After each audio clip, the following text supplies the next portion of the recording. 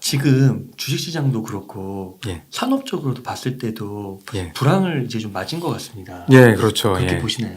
그렇죠. 오늘도 신문 보니까 불황이 왔다고 이제 얘기를 많이 하고요. 네. 그다음에 뭐 삼성 같은 경우도 지금 보니까 뭐 이익률이 반토막 났다 이런 얘기도 있고 전반적으로 반도체 산업이 업황이 이렇게 좋지는 않은 것 같습니다. 그래서 이제 불과 6개월 전만 해도 업황이 괜찮았거든요. 불황인데도 불구하고. 근데 이제 반도체도 실제로 보면 피부로 느낄 정도로 상당히 이제 위기의식을 많이 느끼고 있는 것 같아요. 예, 예.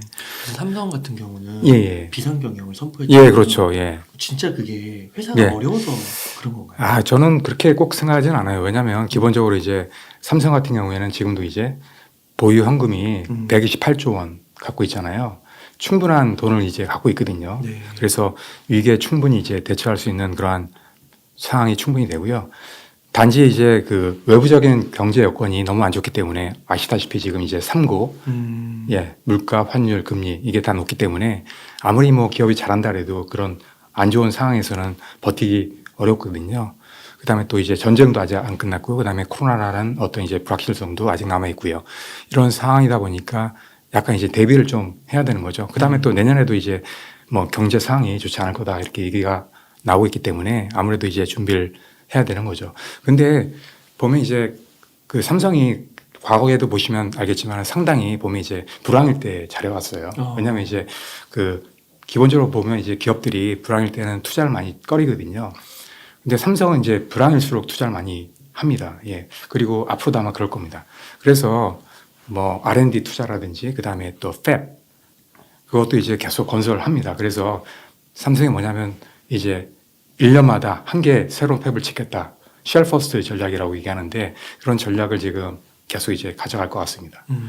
그 다음에 또 우수한 인재에 대한 어떤 유치 이런 것도 이제 적극적으로 할 것 같습니다. 그래서 일단 그런 거에 대한 어떤 투자는 절대 이제 뭐 멈추지 않는. 그렇죠. 계속 이제 앞으로도 계속 강화해 나갈 겁니다. 예.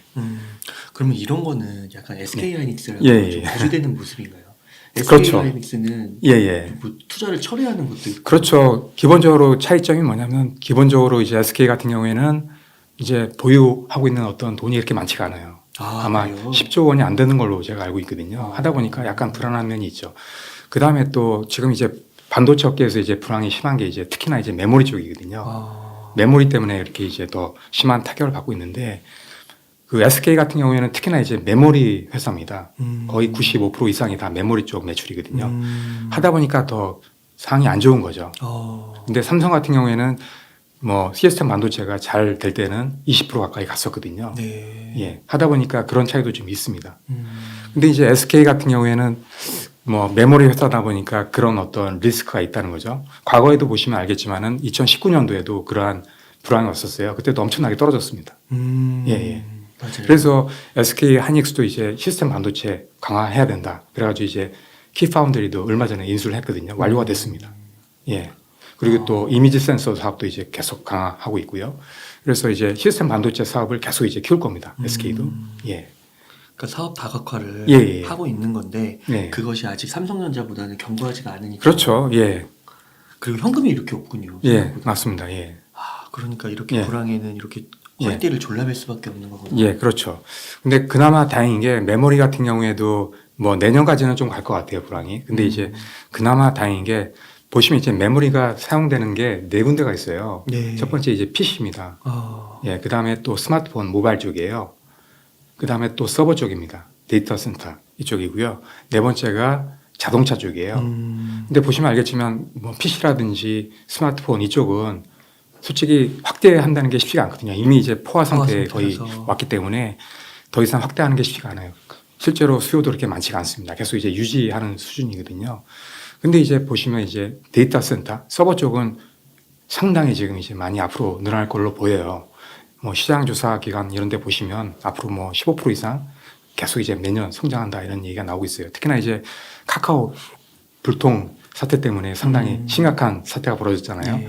그것 때문에 지금 카카오도 이제 3배 이상 네. 확대하겠다. 그러면 이제 데이터 센터를 또 지어야 되거든요.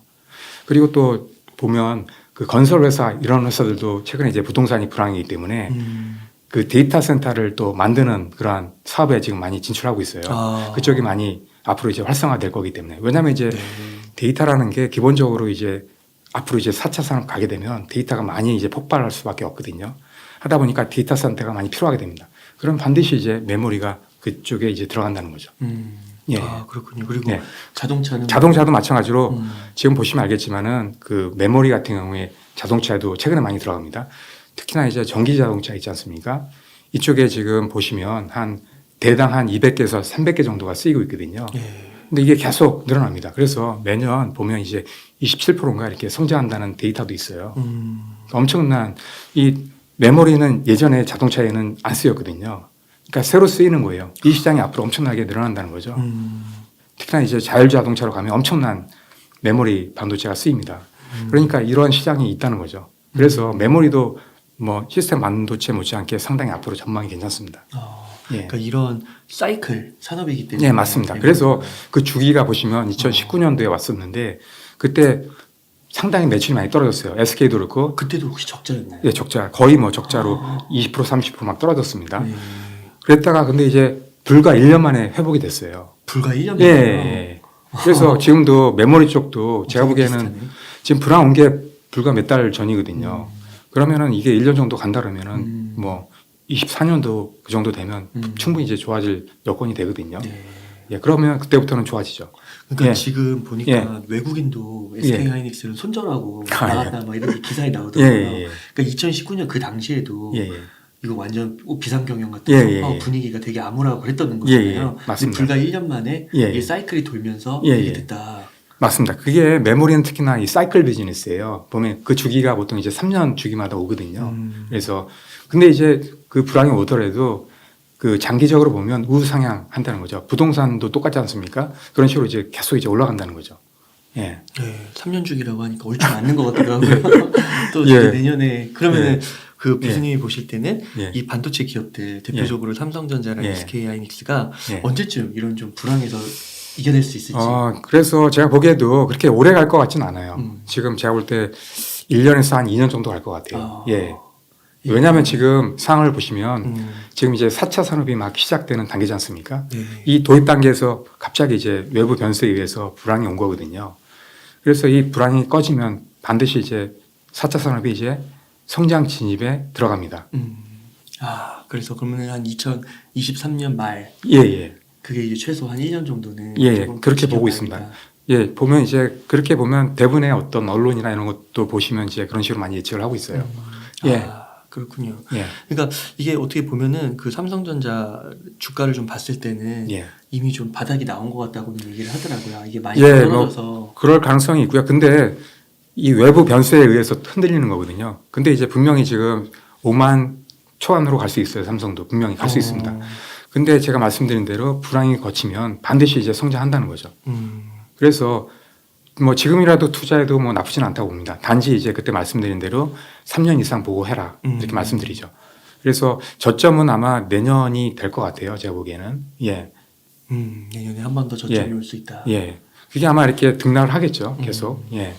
근데 그때 이후로 또 SK 예. 하이닉스도 2019년 이후로 예. 많이 올랐고 예, 예. 삼성전자도 한번 코로나 이후로 폭발한 적이 있고 예, 예. 그러니까 그렇게 또 크게 한번 상승할 건 있지만 예. 당분간은 조금 더 예, 예. 보수적으로 하긴 해야 되겠네요. 그렇죠. 일단은 그 외부 상황이 뭐 말씀드린 대로 뭐 삼고라든지 뭐 우크라이나 전쟁이라든지 코로나라든지 뭐 이런 게 아직 불확실한 어떤 상황이 계속되고 있기 때문에 또 이제 유통망도 많이 또 붕괴되고 막 그래가지고 그래서 그런 게 어느 정도 거치고 나면 좀 좋아지지 않을까 이렇게 생각합니다. 예. 그 막 뉴스에 이런 것도 나오더라고요. 한국에 예, 예. 그 GDP가 예, 예. 1.4%로 반토막이 나고 예. 1년 연간 성장률이 예, 예. 그리고 막 고령화 예, 예. 그리고 노동인구 감소, 뭐 예. 저출산 이런 게 막 다 겹치면서 예, 예. 한국이 2050년 이후로는 예. 순위에서 점점 사라지더라고요. 아, 그래요? 지금 예. 12위인데. 예, 예. 그러니까 이런 걸 보게 되면 조금 예. 너무 먼 미래이긴 해서 예, 예. 뭐 또 너무 심각하게 받아들일 필요는 없을 것 같은데. 근데 예, 그렇습니다. 특히나 물론 이제 국가적인 어떤 차원에서는 그럴 수 있지만 반도체는 기본적으로 글로벌 비즈니스입니다. 반도체는. 그래서 국내 시장은 그렇게 큰 포지션이 되지 않거든요. 그래서 기본적으로 해외 시장입니다. 삼성도 마찬가지로 해외 타겟입니다. 국내가 아닙니다. 하기 때문에 그런 영향은 크진 않을 것 같습니다. 삼성전자나 SK하이닉스가 망하는 일은 없겠죠. 아, 예. 근데 또 이게 예. 블록 경제잖아요. 예. 그래서 지금 보면은 예. 반도체 예. 엄청 견제하잖아요. 예, 그렇죠. 그래서 이게 우리나라가 중간에 좀 약간 샌드위치처럼 예, 껴가지고 예, 이게 미국에도 수출을 하고 중국에도 수출을 해야 되는데 예, 예. 미국은 자꾸 눈치를 주고 칩보 아, 동맹 예. 같은 걸 예, 예, 가입하라고 그렇죠. 하면서 예. 이게 중국 눈치를 또 안 볼 수가 없잖아요. 그렇죠. 예. 그러면 이게 앞으로도 이 예. 패권 전쟁이 10년, 20년 지속될 거라고 보는데 예, 예. 그 가운데서 이 삼성전자와 SK하이닉스가 괜찮을까? 예, 근데 이제 안 좋은 것도 분명히 있어요. 왜냐하면 지금 이제 그 SK 하이닉스나 아니면 그 삼성 같은 경우도 이제 중국에 보면 이제 공장이 다 있잖아요. 팹이 다 있는데 거기에 이제 1년간 유예를 했어요. 그 첨단 그 장비라든지 이런 걸 도입을 할 수 있는데 이제 1년 후에 어떻게 될지 몰라요. 그런 어떤 영향도 분명히 있습니다. 그리고 또 시장이 이제 크죠, 중국이.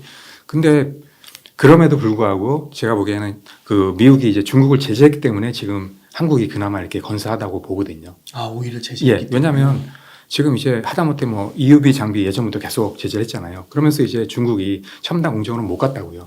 SMIC라든지 뭐 이런 기업들도 분명히 크게 올라갔을 거예요. 근데 이제 분명히 그 UV 공정 이런 것도 이제 제재를 하기 때문에 못했던 거거든요.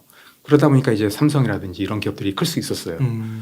그리고 또 지금 더 나아가서 지금은 뭐 DUV 장비 이런 것도 이제 제재를 하고 있거든요. 메모리도 마찬가지고 하다 보니까 어떻게 보면은 분명히 물론 이제 중국이 성장할 겁니다. 하지만 그 시간을 늦출 수 있다는 거죠. 그러니까 1년 만에 따라올 거를 5년에 따라올 수 있게 만들 수 있다는 거죠. 그 기간에 이제 한국은 더 기술 개발해가지고 더 앞서 나갈 수 있다는 거죠. 그래서 시간을 훨씬 더 벌어줬어요. 예. 그래서 전반적으로 따지면 결코 손해는 아니다라고 보거든요. 그러세요? 예, 예. 그렇구나. 그러니까 예. 이게 중국 시장에 수출을 하는 것도 예. 크긴 하지만 예, 예. 이게 또 기술 격차라는 걸 더 벌릴 수도 있는 그럼요. 거고. 예, 예. 그럼 그런 이점이 있고 그리고 예. 또 이게 전 세계적으로 그 메모리 반도체의 수요량은 늘어날 테니까 예, 예. 그 기술로 인해서 수출을 또 하게 되고 그게 또 예. 많이 들어가게 되면은 예. 어차피 이게 계산을 종합적으로 해봤을 때는 손해보는 장사는 아니다. 그렇죠. 예, 그렇죠. 아마 미국의 제재가 없었으면 아마 중국이 훨씬 더 많이 쫓아왔을 겁니다. 한국보다. 그렇구나. 아마 거의 근접해 왔을 거예요. 지금도 메모리는 거의 많이 근접해 와 있거든요. 낸드 같은 경우에. 근데 메모리도 아마 그렇게 했을 겁니다. 근데 제재가 있었기 때문에 그나마 이제 격차가 지금 많이 벌어져 있는 거죠. 예. 또 그렇게 볼 수가 있겠군요. 예, 예. 이렇게 종합적으로 좀 넓게 예, 보면은 예. 또 기술적인 부분에서 또 그렇게 볼 수도 있고. 예. 네. 지금 이제 PC, 스마트폰, 서버 데이터, 그리고 자동차 이렇게 네 개에서 메모리 반도체가 사용이 된다고 했는데 예, 예. 이게 자동차 부분에 있어서도 이게 보면은 예. 계속해서 반도체 부족 얘기가 나오는 것 같아요. 예, 좀. 맞죠. 예. 그건 좀 어떻게 되는 거예요? 예, 지금도 부족하죠. 예, 자동차용 반도체는 부족합니다. 예. 기본적으로 보시면 이 왜 자동차용 반도체가 부족한가 보시면 기본적으로 그 TSMC가 거의 다 하고 있어요. 자동차용 반도체를. 네. 일반 그 구형 자동차용 반도체는 70% 정도가 TSMC가 하고 있어요. 네. 그다음에 첨단 EUV 공정의 자동차용 반도체는 90% 정도 하고 있어요. 그러니까 TSMC가 만들어 줘야 되거든요. 근데 그걸 못 하고 있죠. 그 캐파라는 게 갑자기 늘릴 수가 없는 거거든요. 일반적으로 보시면 이제 팹을 지어야 되거든요. 근데 그 시간이 걸려요, 기본적으로. 최대한 뭐 2년, 3년 정도는 있어야지만 그게 이제 건설이 된다고요. 근데 그나마 다행인 게 그 각국의 어떤 요청을 많이 받았지 않습니까? TSMC가 이제 생산해 줘라 해가지고 그래가지고 이제 본격적으로 이제 했어요. TSMC가. 그래가지고 지금 보시면 난징에 지금 늘리고 있어요. 캐파를 계속. 공장을 짓고. 중국이요? 중국에. 그래서 그게 2023년 내년에 본격적으로 생산합니다. 그나마 좀 숨통이 트이는 거죠. 그리고 또 보시면 이제 일본에도 이제 구마모토에 지금 짓고 있어요. 그게 2024년도 말에 아마 완공이 될 것 같아요. 그리고 또 2025년도에 본격적으로 아마 생산할 것 같아요. 그러면 그때부터 어느 정도 숨통이 트이고 그 다음에 또 보시면 그 외에도 이제 자동차용 반도체를 만드는 회사들이 있거든요. 예를 들면 이제 UMC라든지 글로벌 파운드리 이런 회사들도 지금 계속 이제 캐파를 늘리고 있어요. 공장을 짓고 있고 하다 보니까 2024년도 말부터 2025년도가 되면 어느 정도 이제 풀릴 것 같아요. 그 다음에 또 보시면 이제 그 다른 나라에도 계속 이제 진료를 하고 있거든요. TSMC 같은 경우도 뭐 싱가포르라든지 그 다음에 독일이라든지 또 기타 뭐 UMC라든지 글로벌 파운드리도 계속 지금 이제 늘리고 있거든요. 해외 지역에. 하다 보니까 계속 이제 늘어나는 수에 맞게끔 이제 어느 정도 이제 계속 이제 캐파를 늘려 나가고 있는 거죠. 그래서 물론 이제 뭐 나중에도 이제 그런 쇼티지가 발생될 수 있는 가능성이 있어요. 하지만 계속 이제 캐파를 늘려 나가고 있기 때문에 어느 정도 이제 커버가 가능하다고 보는 거죠. 그래서 빠르면 2024년도 말부터 2025년도가 되면 어느 정도 이제 안정화되지 않을까 이렇게 이제 예측을 하고 있습니다. 근데 예. 난징에다가 지으면 그 제재가 없나 봐요. 일단 구형 공정이죠. 보통 이제 아, 28나노 이렇게 하니까 거기엔 이제 제재가 아직 없는 거죠. 그렇구나. 근데 기본적으로 28나노 이때가 가장 필요한 반도체거든요. 아직까지는. 왜냐하면 지금 아무래도 지금 뭐 전기 자동차보다는 뭐 내연기관 자동차가 메인이다 보니까 그렇죠. 예. 거의 그거 예. 이제 내연기관에 들어가는 거예요. 예, 주로 그쪽에 많이 부족하니까요. 예, 아무래도. 예, 그러면은 이렇게 차량용 반도체가 예. 부족하게 된 이유는 예. 그 전기차로 가면서 예. 메모리 수요가 갑자기 그것도 증가- 있습니다. 그것도 있고요. 예. 근데 기본적으로 그 차량용 반도체는 돈이 안 돼요. 음. 그러니까 가격이 그렇게 비싼 게 아니거든요. 하다 보니까 가격은 그렇게 비싸지 않고 그다음에 또 이게 다품종 소량 생산이다 보니까 또 이제 돈이 별로 안 돼요. 공정 자체를 메모리처럼 이렇게 한꺼번에 적은 종류로 많이 굴려야 되는데 이게 아니고 소량으로 해가지고 종류가 많다 보니까 귀찮은 거예요. 그다음에 기본적으로 자동차용 반도체가 스펙이 상당히 높습니다. 하다 보니까 단가가. 이런 요건을 맞추는 게 또 쉽지가 않아요. 그러니까 마진이 작은 거군요. 그렇죠. 그래서 돈이 안 되는 그런 비즈니스예요, 기본적으로.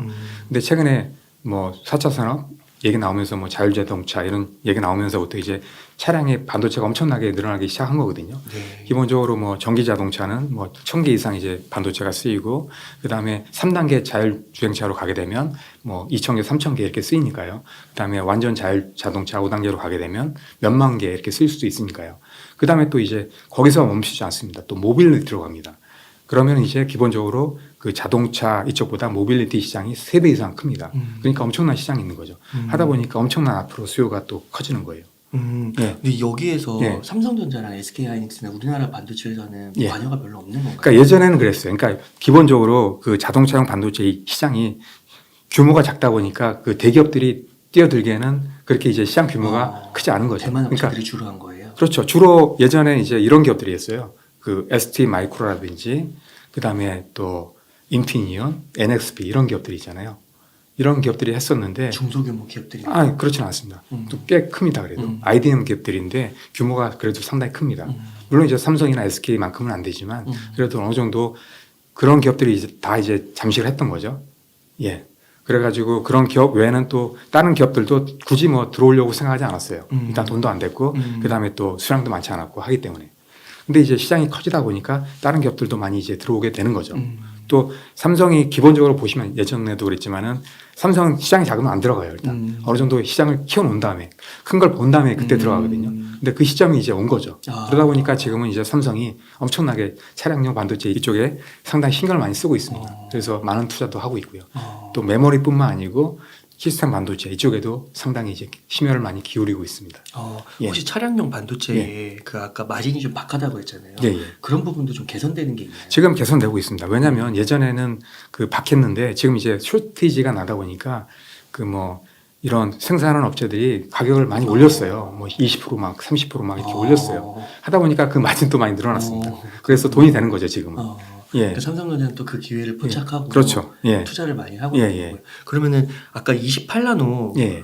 좀 주력이라고 하셨잖아요. 예, 예. 그것도 점점 나노가 줄어들 예. 작아지는 그런 가능성도 있는 거예요. 그렇죠. 그러니까 예전에 보시면 그 차량용 반도체는 주로 이제 8인치 반도체로 많이 했어요. 8인치에서 생산하는 그러한 웨이퍼에서 이제 많이 만들었는데 지금 이제 그 DB 하이텍이 8인치거든요. 근데 지금 DB 하이텍도 지금 12인치로 넘어가려고 지금 하고 있습니다. 그런 식으로 이제 계속 올라갑니다. 그래서 아마 22나노 뭐 그다음에 10나노 때 이렇게 계속 올라갈 겁니다. 그래서 그 DB 하이텍이나 뭐 8인치 이런 기업들도 투자를 안 했거든요. 왜냐하면 이제 8인치에 투자하면 이게 또 올라가게 되면 12인치로 가게 되면 또 이제 그 라인을 쓸 수가 없잖아요. 하다 보니까 리스크가 있어가지고 투자를 안 했던 겁니다. 근데 이제 앞으로 이제 12인치로 가게 되면 이게 이제 쓸모가 없어지니까 이쪽에 이제 12인치로 이제 투자를 하게 되는 거죠.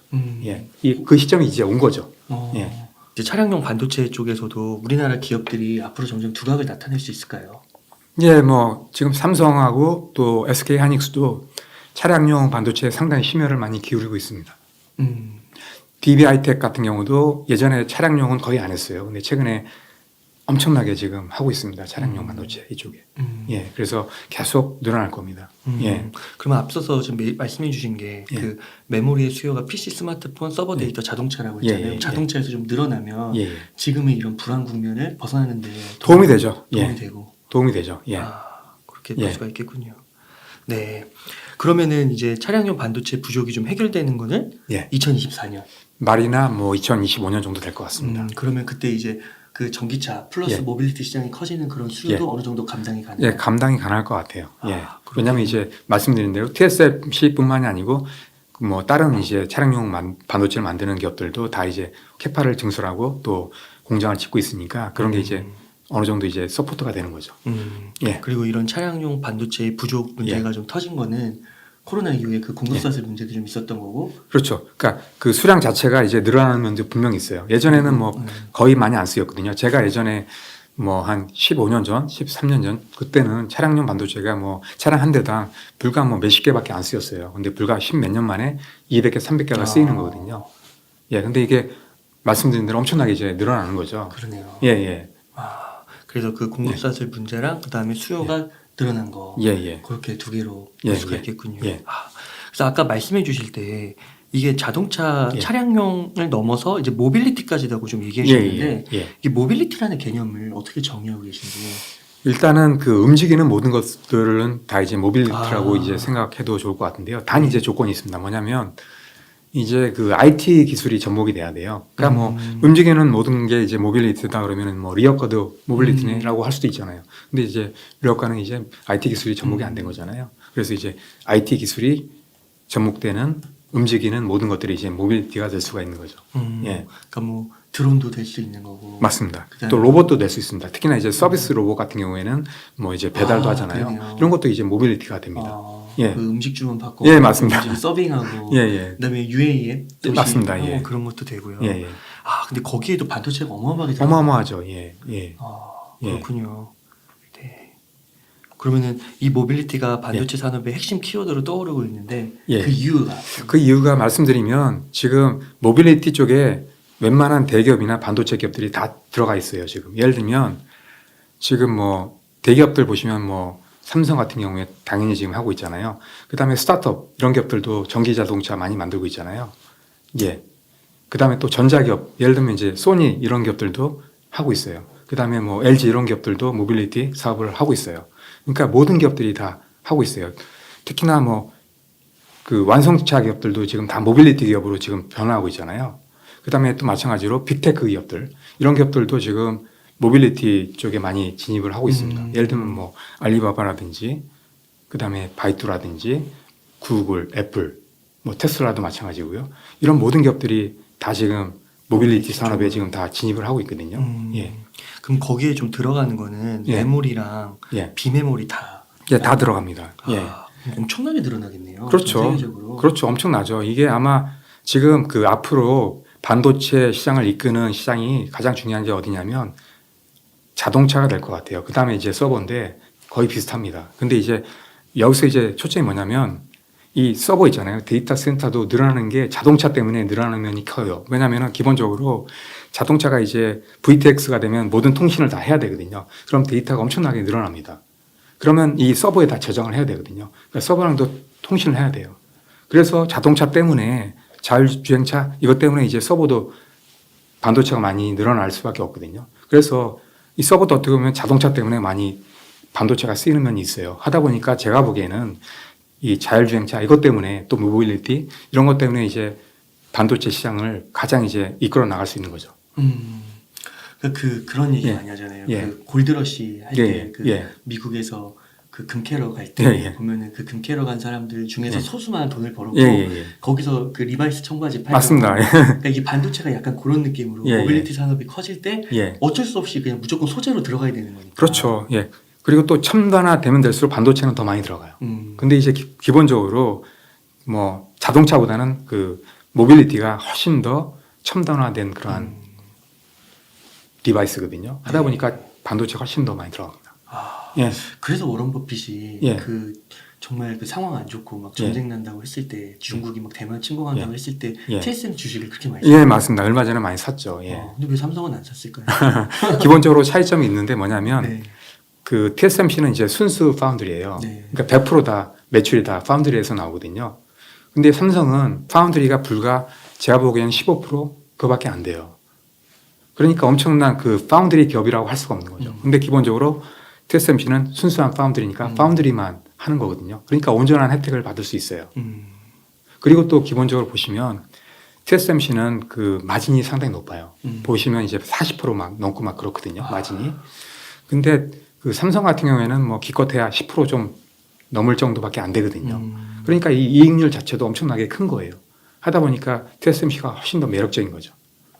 예. 그리고 반도체 그 기업을 봐도 시가총액이 그 삼성을 넘어섰어요. TSMC가. 그리고 불황일 때는 특히나 그 넘버원 주식을 많이 사거든요. 사람들이. 네. 예.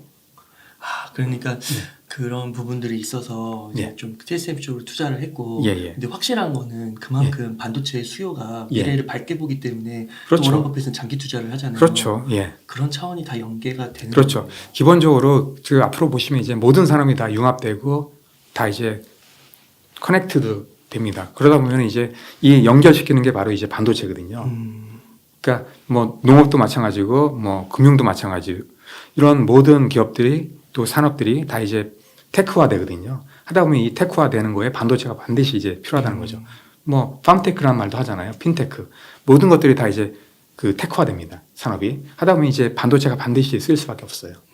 예, 그러니까 이제 반도체 산업은 반드시 이제 성장하는 그런 산업이라고 볼 수 있는 거죠. 3년 정도만 잘 이렇게 지켜보면 예. 그 후에는 예. 워런 버핏도 TSMC 이렇게 투자를 했는데 예. 이제 주가가 한 1년, 2년, 3년 이렇게 지나면 이제 예. 정말 폭발적으로 올라갈 것 같은데요. 그럴 것 같습니다. 차량용 반도체 팹도 이제 다 건설이 되는 거고. 예, 맞습니다. 예. 그렇게 되는 거군요. 예. 네. 그러면은 교수님, 예. 지금 이렇게 보면은 반도체 산업이 정말 안 들어가는 부분이었고, 예. 정말 그 강한 국가일수록 핵심 산업으로 키우려고 하는 노력들이 큰 것 예. 같아요. 예. 예. 그래서 한국이 예. 좀 앞으로 이런 반도체 강국으로 더 포지셔닝을 하려고 하면 필요한 과제 뭐 그런 것들이 있을까요? 예. 보시면 한국이 메모리는 강국이죠. 근데 보시면 시스템 반도체 이쪽은 약소국이라고 할 수 있어요. 보면 이제 우리가 보면 미국이 한 65% 정도 차지하거든요. 이 시스템 반도체 쪽에. 그 다음에 중국이나 대만 이쪽은 15%가 넘어요. 근데 한국은 불과 3% 그거밖에 안 됩니다. 예. 그리고 팹리스만 따지면 1%밖에 안 돼요. 그나마 뭐 삼성이 많이 하기 때문에 이렇게 3%까지 되는 거거든요. 네. 하다 보니까 이쪽을 키워야 돼요. 그래서 이쪽이 왜냐하면 기본적으로 그 메모리가 차지하는 포션이 한 28%밖에 안 됩니다. 시스템 반도체가 한 뭐 72% 정도 됩니다. 그리고 또 앞으로 4차 산업에 보시면 메모리보다는 시스템 반도체가 더 성장성이 큽니다. 그러니까 이쪽을 키워야지만 진짜 강국이 될 수 있거든요. 근데 이제 보시면 팹리스 산업이 너무 취약하다는 거죠. 한국은. 불과 100개 뭐 그 정도밖에 안 됩니다. 한국의 팹리스 기업이. 근데 중국에는 몇천 개가 되거든요. 그러니까 비교가 안 되는 거죠. 그러니까 이쪽을 많이 키워야 됩니다. 그래서 그나마 다행인 게 최근에 이제 한국 팹리스 산업협회라는 그런 단체를 만들었어요. 이제 올해부터 만들었는데 그게 이제 본격적으로 이제 활동을 하게 되면 어느 정도 이제 팹리스도 많이 이제 한국에 어떤 토대가 만들어지지 않을까라고 이제 기대를 좀 하고 있습니다. 개인적으로. 그래서 그게 아무래도 이제 중요한 부분이다라고 말씀드릴 수 있고요. 또 하나 이제 약점이 뭐냐면 한국이 약한 게 이제 소프트웨어예요. 그러니까 한국이 보면 이제 삼성도 마찬가지입니다. 소프트웨어 능력이 상당히 떨어집니다. 근데 반도체가 보시면 기본적으로 기술은 많이 올라와 있어요. 특히나 이제 하드웨어 쪽은. 근데 이제 앞으로 중요한 게 이제 소프트웨어 쪽이거든요. 그 반도체를 구동하는 게 이제 소프트웨어입니다. 기본적으로. 그래서 소프트웨어 능력이 있어야만 반도체 능력이 또 생길 수 있습니다. 그래서 이렇게 융합이 잘 돼야 되거든요. 근데 그게 약하다는 거죠. 예. 특히 보시면 이제 뭐 엔비디아나 브로드컴 이런 데는 아예 반도체 기업이라는 얘기를 잘 안 합니다. 우리는 소프트웨어 기업이다. 이런 얘기를 할 정도로 앞으로는 이제 소프트웨어가 훨씬 더 중요해지거든요. 그래서 한국도 마찬가지로 이 소프트웨어 능력을 좀 키워야 된다. 특히나 이제 이 소프트웨어 쪽은 그 창의적 이런 게 상당히 중요하거든요. 근데 이제 한국 어떤 뭐 교육의 어떤 시스템 이런 거 보면 그런 게 약간 좀 아직까지도 미약하잖아요. 그래서 창의적인 어떤 그런 인재들이 많이 나와야 되거든요. 그래서 특히나 이제 시스템 반도체 쪽은 소프트웨어 능력 이게 중요하다. 그래서 이제 이쪽을 많이 키워야 된다라고 생각을 합니다. 그래서 한국도 많이 그쪽으로 많이 지금 하고 있어요. 하고 있긴 한데 아무래도 앞으로도 더 신경을 더 많이 써야 되겠죠. 예. 그러니까 이게 봤을 때 만만치 않은 과정이 예, 그렇죠. 예. 펜리스와 소프트웨어 예, 둘 다 예. 만만치가 않을 것 같아요. 그렇죠. 쉽진 않죠. 일단은 좀 기본 어떤 인프라가 좀 많이 바뀌어야 되는데 좀 쉽지 않은 문제입니다. 일단 창의적인 그러한 사람들이 많이 나와야 되는데 그게 좀 쉽지 않은 문제이긴 합니다. 예. 그러니까 대만 같은 경우랑 좀 비교를 한다고 하면 대만도 소프트웨어 부분에서 막 예. 뛰어나다고 볼 수는 없지 않을까요? 그렇죠. 근데 전반적으로 보시면 아시아 쪽이 좀 약간 그렇지 않은 것 같아요. 아무래도 이제 서양이 좀 창의적인 그런 면이 많은 것 같아요. 그래서 근데 좀 바뀌고는 있는데 그래도 이제 많이 부족하죠. 그래서 제가 보기에는 앞으로 분명히 좋아질 겁니다. 왜냐하면 이제 기업들도 많이 신경을 쓰고 있기 때문에 그래서 많이 앞으로도 더 그쪽에 창의적인 어떤 그러한 인재들을 많이 키워야 된다고 보거든요. 예. 그 삼성이 좀 TSMC를 예. 좀 벤치마킹 해가지고요. 어차피 그 TSMC도 예. 그 소프트웨어가 강하지 않다고 한다면은 예, 예. 어떻게 좀 해볼만 하지 않을까요? 제조에 좀 집중해가지고 그 예. 영업 마진 40%면 상당히 높으니까. 예, 예. 근데 제가 기본적으로 보기에 삼성이 TSMC를 쫓아가지 못하는 이유가 한 가지 이유만 있는 건 아니에요. 기본적으로 여러 가지 이유가 있습니다. 그 이유 중에 들 수 있는 게 뭐 어떤 신뢰적인 면도 있어요. 분명히. 왜냐하면 이제 기본적으로 그 순수한 파운드리는 어떤 신뢰 면에서 상당히 좋거든요. 그 다음에 또 오랫동안 해왔잖아요. 그 다음에 또 한 가지 더 한국이 취약한 게 어떤 거냐면 어떤 그 반도체 생태계가 좀 약합니다.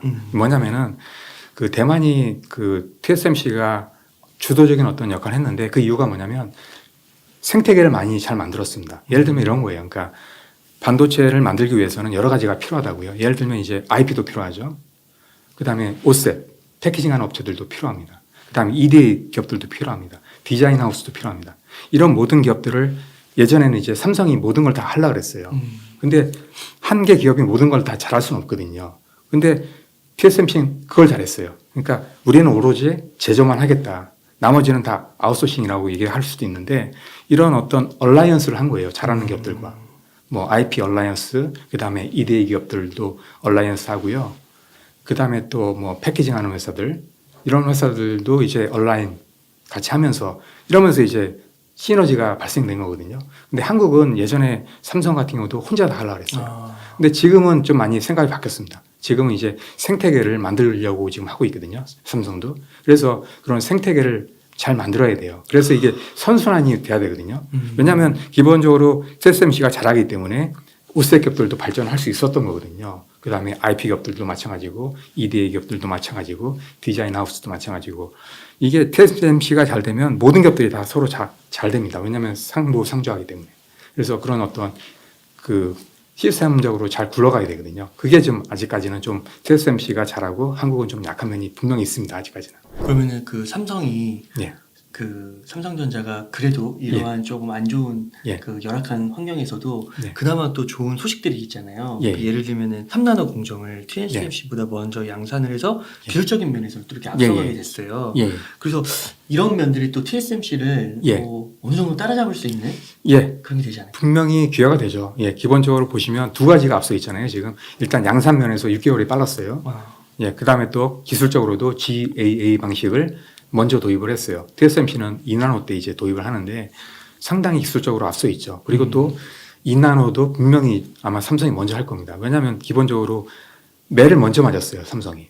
GA 하면서도 많이 이제 여러 가지 이제 난관을 극복을 많이 했거든요. 그리고 수율도 많이 올려놨고요. 근데 이제 TSMC는 보면 GA 하면서 분명히 많은 또 어려움을 겪을 겁니다. 그러니까 매를 먼저 맞았고 하기 때문에 먼저 이제 갈 수 있는 거죠, 앞으로. 그래서 분명히 이제 기술적으로는 많이 앞서갈 것 같아요. 근데 이제 기술적으로 앞서간다 해도 또 그 반도체라는 게 기본적으로 성능이 또 나와야 되잖아요. 근데 이제 지금 이제 불과 6개월밖에 안 됐고 이제 막 이제 고객들한테 넘기는 그런 단계거든요. 그래서 그게 어느 정도 이제 판가름 나려면 그 성능이 좋다는 어떤 그런 평가가 나와야 돼요. 그러기 위해서는 이제 그 큰 기업들을 잡아야 되거든요. 그나마 다행인 게 최근에 이제 보시면 차세대 반도체 퀄컴 거 있잖아요. 그걸 이제 TSMC 삼성 파운드리에서 만들기로 했어요. 그래서 이제 거기서 이제 아마 잘 하게 되면 어느 정도 이제 실적이 쌓이겠죠. 레퍼런스가. 그 다음부터는 만약에 이제 그 레퍼런스가 쌓이게 되면 많은 기업들이 또 삼성을 아마 쓰게 될 겁니다. 그래서 그런 지금 어떤 과도기적인 어떤 단계예요. 그래서 분명히 1년, 2년 지나면 그런 어떤 레퍼런스가 쌓이게 되면 분명히 많은 기업들이 아마 삼성을 쓸 겁니다. 예. 그 기술적인 면에서는 앞서가고 있는 예, 예. 거군요. 그리고 또 가격도 분명히 그 TSMC보다는 삼성이 더 쌀 겁니다. 예. 아마 후발주자니까. 예, 예. 그래서 메리트가 분명히 있어요. 그 다음에 또 분명히 또 한 개 기업을 또 의존해가지고 가는 건 여러 가지 리스크가 있어요. 특히나 이제 보시면 알겠지만 대만이 어떤 지정학적으로 지금 뭐 중국이 침공한다 이런 얘기도 있잖아요. 그러니까 분명히 리스크가 있다고요. 그러니까 고객들도 분명히 한 군데 이렇게 맡기는 것보다는 삼성에도 이렇게 나눠서 맡기는 게 분명히 안정적인 어떤 딜을 할 수 있거든요. 그 다음에 또 가격적인 그런 면에 있어서도 두 개 업체를 경쟁을 시켜야지 분명히 이제 가격적인 어떤 메리트도 분명히 가져갈 수 있습니다. 그래서 삼성은 분명히 좋은 대안입니다. 기업들로서. 예. 네. 또 그 삼성 파운드리가 조금 갖고 있는 또 장점이라고도 할 수 있을 것 같은 게 또 이게 IDM이잖아요. 예, 그렇죠. 그 종합 반도체 회사인데 이게 또 그 TSMC처럼 그렇게 딱 파운드리만 하는 거랑은 또 차별화되는 네, 것들이 그렇죠. 있지 않을까요? 그렇죠. 예전에도 보면 뭐 여러 가지 말이 많이 있었는데 뭐냐면 이제 뭐 삼성 파운드리 뭐 이렇게 분리해야 된다 이런 얘기가 많이 있었잖아요. 왜냐하면 그 고객들이 패밀리스인데 설계 자산을 이렇게 노출되면 안 되잖아요. 근데 이제 분명히 그런 위험성이 있어요. 같이 있게 되면. 그래서 고객들이 많이 꺼리는 면도 분명히 있었거든요. 근데 또 장점도 분명히 있어요. 뭐가 있냐면 기본적으로 삼성은 모든 걸 다 하잖아요. 패밀리스도 하고 그다음에 파운드리도 하고 또 IDM도 하고 있으니까 분명히 볼 수 있는 시각이 상당히 넓습니다. 그래서 예를 들면 어떤 문제가 발생했다. 칩에 어떤 문제가 발생했다 그러면 삼성은 분명히 훨씬 더 원인을 파악하는데 유리한 면이 있어요. 왜냐하면 자기들도 패밀리스 하고 있고 그 다음에 또 IDM도 하고 있으니까 그 문제 파악력이 상당히 뛰어날 수밖에 없어요. 예. 그래서 어떤 데서 문제가 생겼다. 금방 아마 TSMC보다 먼저 파악을 할 수 있을 겁니다. 그런 이점이 분명히 있고요. 또 하나 말씀드릴 수 있는 게 뭐냐면은 그 삼성이 몇 년 전에 시스템 LSI 사업부에서 이렇게 나온 건데 뭐냐면 커스텀 SoC 사업팀을 만들었어요. 이게 뭐냐면 빅테크 기업이나 아니면 모빌리티 기업들이 있잖아요. 이런 기업들이 칩 설계 능력이 없는 기업들이 있어요. 예. 이런 기업들 대신해 가지고 그 삼성이 이제 칩을 설계하는 거예요. 그러니까 칩을 삼성이 설계해 주는 거죠. 그런 다음에 그 칩을 이제 삼성 파운드리에 맡기는 거죠. 그런 식으로 이어서 이렇게 할 수 있다는 거죠. 그러면은 그 빅테크 기업이나 아니면 그 모빌리티 기업들은 자동차, 완성차 기업들은 칩 설계 능력이 없어도 그걸 이제 자기가 원하는 칩을 만들 수 있는 거예요. 삼성에 맡기면. 예. 설계까지 맡기고 그다음에 제조도 맡길 수 있는 거거든요. 그러면 훨씬 더 메리트가 있는 거죠. 예. 지금 말씀해 주신 그런 3나노 공정 기술 예. 그리고 이 IDM의 장점 이런 예. 것들을 잘 활용하면 예. TSMC와의 격차를 줄여나갈 수도 있을 것이다. 예. 맞습니다. 그래서 기본적으로 저는 그 뭐 삼성이 TSMC를 뭐 따라잡는다. 여기까지는 뭐라고 말씀 못 드려요. 그리고 또 그렇게 되기는 쉽지 않다라고 봐요. 근데 기본적으로 어느 정도 격차는 줄어들 거라고 분명히 보거든요. 그게 분명히 뭐 지금 최근에 보니까 뭐 40%까지 이제 격차가 생겼는데 제가 보기에는 계속 줄긴 할 겁니다. 뭐 30%, 20% 이렇게 갈 거라고 보거든요. 그러면 엄청난 그 매출이 신장할 수밖에 없거든요. 특히나 말씀드린 대로 반도체는 엄청나게 앞으로도 성장하기 때문에 기본적으로 같은 뭐 15%만 마켓쉐어를 가져간다 해도 매출이나 뭐 이익률은 계속 늘어날 수밖에 없거든요. 그리고 또 뭐 15%뿐만이 아니고 앞으로는 뭐 17%, 20% 이렇게 25% 갈 거기 때문에 계속 이제 커진다는 거죠. 매출도 그렇고 그 다음에 또 이익률도 그렇고. 그래서 전망은 상당히 밝다고 봅니다. 예. 3나노 공정 그리고 IDM이라는 예. 장점 또 아까 예. 말씀해 주신 대로 정말 예. 그 한 기업에 예. 몰빵하지 않는 예. 그 리스크 분산 차원에서 예, 맞습니다. 그런 예. 미국 기업들이나 뭐 그런 기업들이 예. 거래를 한다는 거 그런 예, 예. 것들을 고려했을 때는 예. 충분히 격차도 줄여나갈 수 있고 영업 예. 마진이나 뭐 매출이나 이런 게 신장도 기대해 볼 수 있다. 맞습니다. 그래서 지금 예전에 그 삼성이 파운드리 할 때 처음에 마진율이 거의 없었어요. 네, 근데 점점 늘고 있어요. 예, 지금 계속 10% 이상 막 가고 있거든요. 그래요. 근데 아마 제가 보기에는 TSMC처럼은 아니겠지만 분명히 15%, 20%, 25%, 30% 갈 거라는 얘기죠. 네. 마진율이 계속 높아질 수밖에 없어요. 지금 점점 올라가고 있는 예. 거잖아요. 네, 예. 그거 되게 좋은 신호네요. 그렇죠. 엄청난 좋은 신호죠. 예, 예. 아, 네. 예. 그러면 또 한 가지가 예. 궁금한 게 이게 또 저희도 삼성이 그 TSMC를 따라가지만 예. 또 인텔이라는 존재 그렇죠. 또 뒤에서 삼성을 또 쫓아오잖아요. 그렇죠. 예. 인텔의 존재감은 좀 어떻게 보시나요? 진짜 인텔이 아마 미국 정부에서 그렇게 지원하지 않으면 아마 힘들 거예요. 아마 네. 기본적으로 쫓아오기가. 저는 그렇게 보는데, 근데 이제 미국이 진짜 전폭적으로 지금 지원을 하고 있잖아요. 그래서 그게 좀 변수긴 합니다. 근데 이제 그나마 다행인 게 뭐냐면 기본적으로 일단은 EUV 공정이에요. 기본적으로 하게 되는 게. 그러면 기본적으로 그 EUV 공정에 대한 그 장비 능력 있잖아요. 그게 일단 있어야 됩니다. 보시면 알겠지만은 그 삼성 같은 경우나 아니면 TSMC도 EUV 공정 그 장비 도입하면서 엄청난 어려움을 많이 겪었어요. 그 시행착오도 많이 겪었고요. 갖고 와서 예. 활용을 하는 데 있어서 맞습니다. 시행착오가 있는 그래서 거군요. 그게 가장 큰 문제가 뭐냐면 기본적으로 수율이 높아야 돼요. 근데 수율이 안 나오면 오히려 팔면서 적자가 날 수 있거든요. 근데 기본적으로 그 적용할 수 있는 그 기술적인 어떤 능력이 안 되다 보니까 처음에는 그러다 보니까 수율이 안 나오는 거예요. 그러면서 이제 이익이 없는 거죠. 그 다음에 계속 이제 양산도 딜레이가 될 수밖에 없고요. 네. 그런 상황을 많이 겪었어요. 양사 모두. 근데 분명히 지금 보시면 알겠지만은 인텔 같은 경우에 이제 막 도입을 해가지고 이제 시작 단계거든요. 그러면은 앞으로 엄청난 그 어려움을 겪을 수밖에 없다는 거죠. 아마 똑같이 비슷하게 아마 겪을 거라는 얘기죠. 근데 그 기간이 분명히 시간이 걸린다는 거죠. 제가 보기에는. 근데 인텔이 지금 말하는 거는 뭐 2024년도에 뭐 2나노 하겠다 이렇게 나오고 있거든요. 오히려 뭐 삼성이나 뭐 TSMC보다 먼저 하겠다 이런 얘기를 하고 있는데 과연 그게 똑같이 될까라는 게 좀 약간 퀘스천이긴 해요. 분명히 그런 시행착오의 어떤 기간이 필요하거든요. 그래서 그런 기간이 분명히 된다 그러면은 과연 원하는 그 타겟 시장에 들어갈 수 있을까 그때 그게 약간 좀 의문이 들긴 합니다. 예. 근데 만약 해내게 되면 굉장히 강력한 그렇죠. 경쟁자가 아마 되는 나중에는 아마 들어오긴 할 거예요. 근데 이제 분명히 말씀드린 대로 뭐 3년, 4년 뒤가 되면 반도체 시장은 엄청나게 폭발하기 때문에 충분히 뭐 세계가 한다 그래도 뭐 충분히 커버하지 못할 정도의 어떤 시장이 될 수밖에 없기 때문에 예. 충분히 뭐 양사의 어떤 그 가능성은 그래도 충분하다고 봅니다. 그 인텔이 뭐 이렇게 선언하고 못 지키고 뭐 그런 거 있지 않나요? 예. 예. 뭐 한다고 개발한다고 그렇죠. 했다가 자꾸 연기되고. 예전에도 그런 적이 있었죠. 그래서 아마 그런 어떤 시행착오를 많이 겪게 되지 않을까라고 생각을 해요. 예. 아마 분명히 쉽지 않을 겁니다. 예. 분명히 제가 보기에는 아마 삼성하고 TSMC 정도 양산 스케줄에 맞춘다는 게 쉽지는 않을 겁니다. 아마. 예. 말은 쉽게 할 수 있지만 진짜 실제로 겪어봐야 되는 거거든요. 네. 예.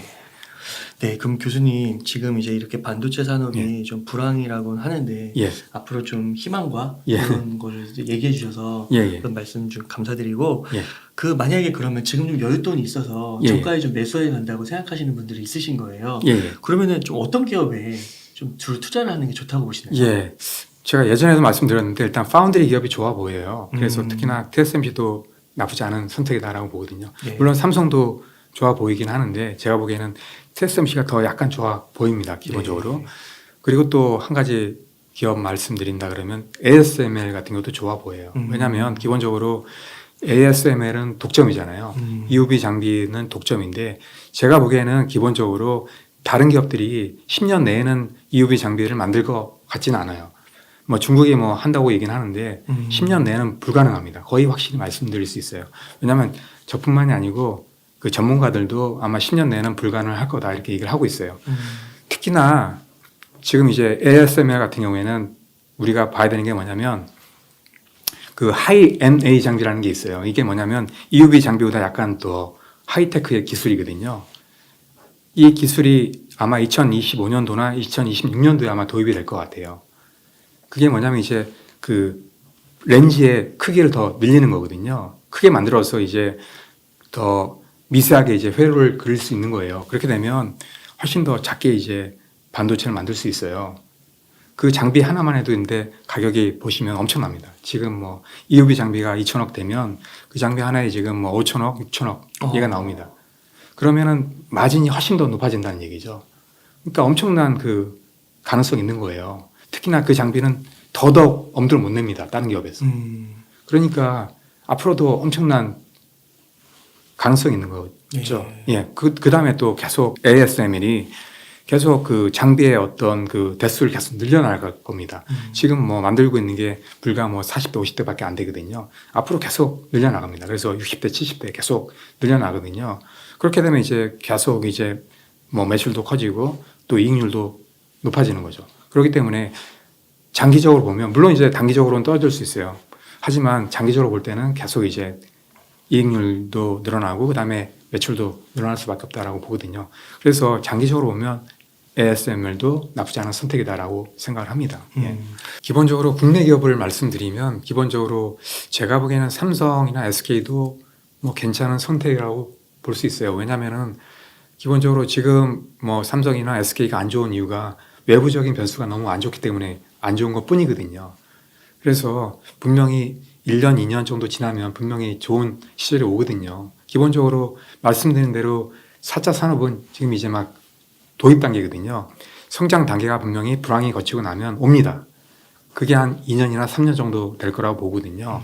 그때가 되면 이제 4차 산업이 이제 성장하기 때문에 분명히 삼성이나 SK 하이닉스도 분명히 성장을 많이 할 거라는 얘기죠. 특히나 뭐 삼성도 마찬가지고 SK 하이닉스도 마찬가지고 분명히 메모리도 그렇지만 이제 시스템 반도체 쪽도 성장을 하거든요. 하기 때문에 분명히 그런 어떤 온전한 혜택을 볼 수 있어요. 그래서 분명히 그때가 되면 혜택을 볼 수 있기 때문에 뭐 지금이라도 이제 투자한다면 나쁘지 않은 선택이라고 봐요. 또 반도체 기업들이 굉장히 예. 많으니까 예. 이제 그 우리나라 기업들이 좀 집중할 필요도 있는 것 같고요. 예, 그리고 또 기본적으로 SK나 뭐 삼성 같은 경우에는 대기업이잖아요. 넘버 1, 2, 3 되는 기업이기 때문에 그런 대기업에 투자하는 게 안정적이잖아요, 기본적으로. 그 다음에 또 뭐 삼성 같은 경우에는 뭐 배당도 하니까 기본적으로 장기적으로 간다 그러면 분명히 괜찮은 선택이고요. 그 다음에 또 반도체 산업은 계속 앞으로도 성장합니다. 예, 하기 때문에 또 예상외로 많이 크게 성장할 수 있거든요. 그래서 그러한 성장을 온전히 다 받을 수 있는 그러한 기업들이기 때문에 장기적으로 보면 뭐 괜찮은 선택이라고 봐요. 네, 교수님 감사드리고 마지막으로 끝으로 예. 시청자님들께 하고 싶으신 말씀, 강조하고 싶으신 말씀 있다면 예, 예. 부탁드릴게요. 예, 알겠습니다. 예. 기본적으로 당분간은 뭐 내년도 그렇지만은 뭐 어려울 수 있어요. 분명히 이제 경제 여건이 그렇게 좋지 않기 때문에 어려울 수 있지만 뭐 내년이 지나고 몇 년 후를 본다 그러면 분명히 반도체 산업은 성장합니다. 그래서 3년 이상의 어떤 장기적인 시각을 보고 이제 투자한다 그러면 분명히 이제 손해가 나지는 않을 거라고 보거든요. 그래서 분명히 투자한다 그러면 3년 이상 봐가지고 이제 투자하는 그러한 자세를 가지고 이제 투자하면 분명히 좋은 성과를 얻을 수 있다고 생각을 합니다. 예, 그리고 마지막으로 제가 맡고 있는 반도체 비즈니스 MBA 과정도 많은 관심을 부탁드리고 지원을 부탁드립니다. 이렇게 해서 4차 산업혁명 시대의 반도체 비즈니스의 저자이신 권영하 교수님을 모시고 이야기를 나눠봤습니다. 긴 시간 동안 유익한 인사이트 많이 나눠주셔서 감사의 말씀드립니다. 오늘 고생 많으셨습니다. 네, 감사합니다.